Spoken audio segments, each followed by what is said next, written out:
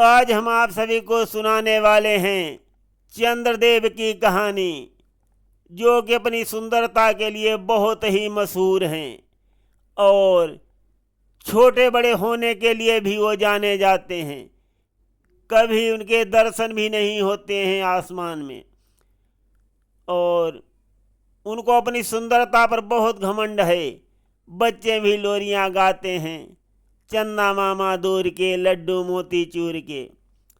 चंदा मामा बहुत ही सुंदर हैं, वास्तव में बहुत ही सुंदर हैं, परंतु उनका मन जो है वो बहुत ही चंचल है, इसलिए उनके जीवन में बहुत से दाग हैं।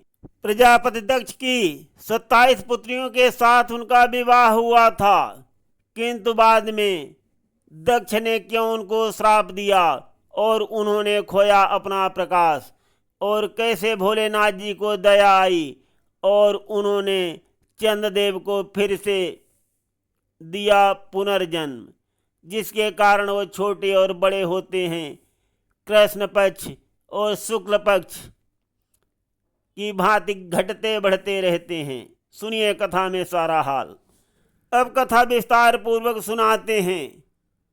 ऋषि अत्रि की आंखों के आंसुओं से चंद्रमा का जन्म हुआ था, और जब वो उत्पन्न हुए तब वो ब्रह्मांड के दीपक बन गए, रात्रि के दीपक।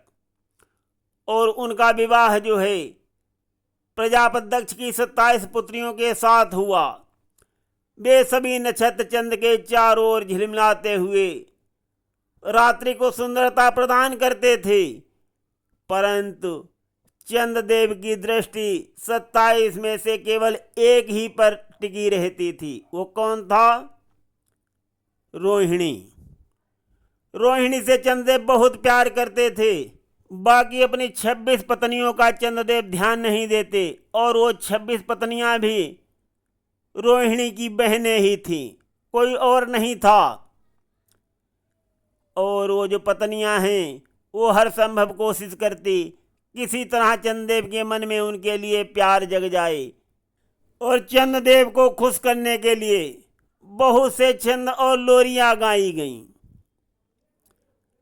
बहुत से आकृति वाले समूह रचे गए कि चंद्रदेव का प्रेम जो है सभी पत्नियों को प्राप्त हो सके। हर संभव कोशिश की गई, परंतु कुछ भी काम नहीं आया। चंद्रदेव ने 27 भागों में विभाजित न करके सारा प्यार अपनी रोहिणी को दे दिया।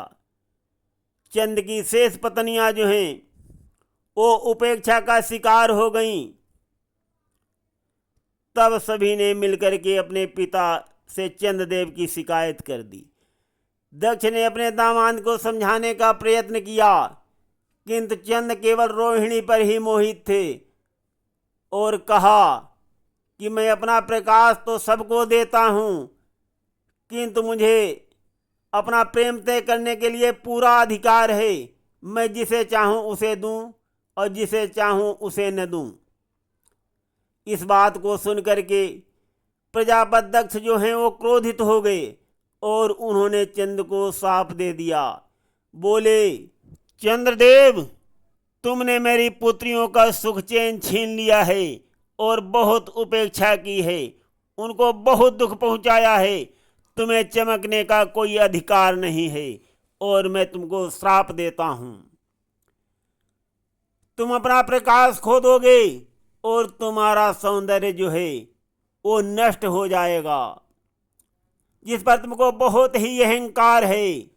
तुमने हमारी पुत्रियों का जीवन अंधकार में बना दिया है, और वही अंधकार तुम्हारा अस्तित्व मिटा देगा।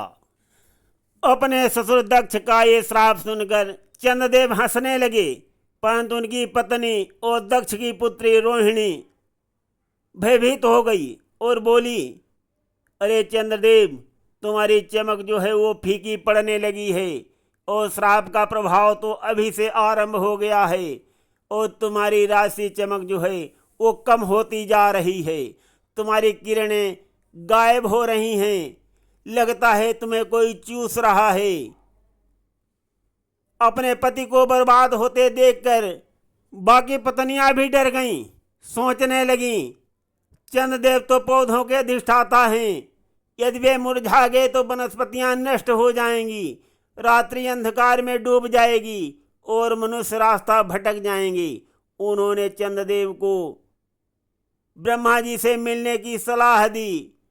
चंद्र ने ब्रह्मा जी से सुझाव मांगा तो सृष्टिकर्ता को केवल एक ही नाम याद आया, महादेव। कहा कि आप महादेव से प्रार्थना करें, वे ही अब आपका समाधान कर सकते हैं।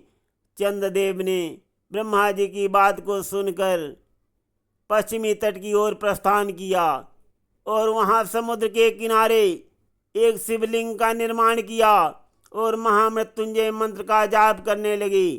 वे ऐसे निश्चल बैठे रहे मानो उनको किसी ने मूर्ति बना दिया हुआ।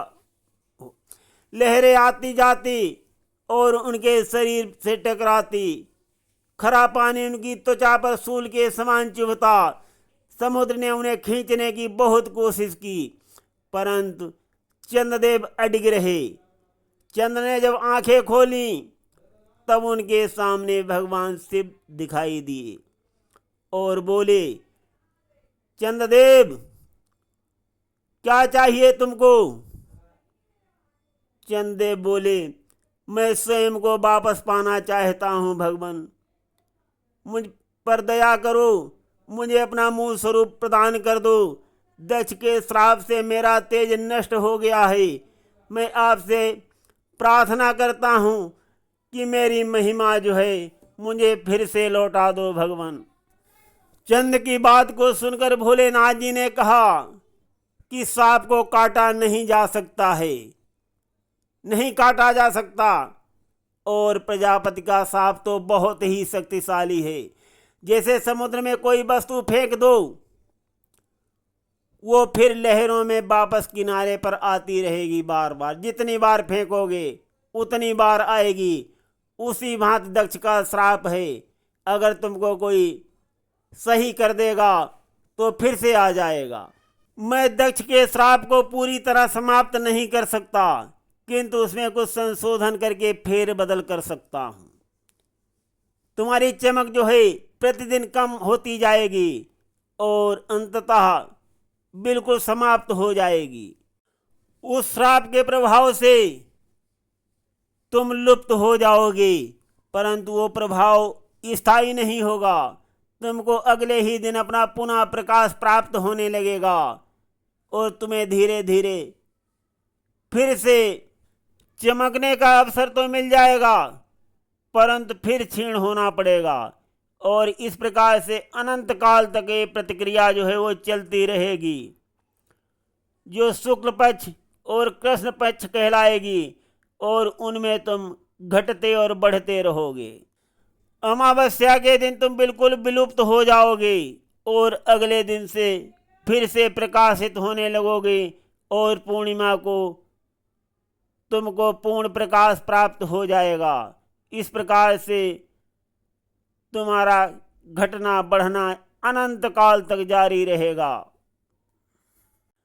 जो शुक्ल पक्ष और कृष्ण पक्ष मतलब पूर्ण और अर्ध के नाम से जाना जाएगा।